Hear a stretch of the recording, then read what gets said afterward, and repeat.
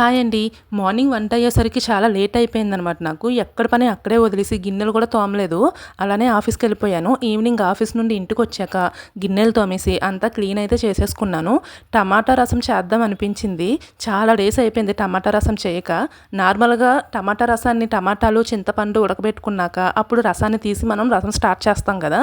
నేనైతే అలా చేయను. అదంతా చాలా పెద్ద టైమ్ టేకిన్ ప్రాసెస్ అనిపిస్తది నాకు. చాలా సింపుల్‌గా, చాలా టేస్టీగా అయితే మనం టమాటా రసం ఎలా చేయాలో ఇప్పుడు చూద్దాము. స్టవ్ మీద గిన్నె పెట్టుకొని పోపులు వేసి ఫ్రై చేసుకోవాలి. ఏం పోపులు ఉంటాయో చారు పోపులు అవన్నీ వేసేసుకొని ఫ్రై చేసుకోండి.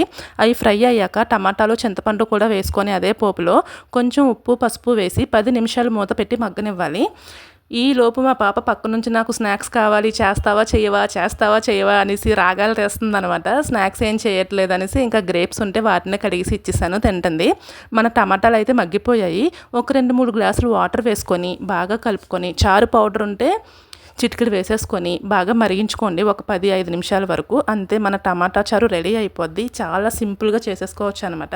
ఒక్కసారి ఈ ప్రాసెస్లో చేసుకొని చూడండి, టేస్ట్ మాత్రం సూపర్ ఉంటుందన్నమాట. అదే చారుతో ఒక ఆమ్లెట్ వేసుకొని అన్నంలో కలుపుకొని తింటే అదుర్సే ఇంకా.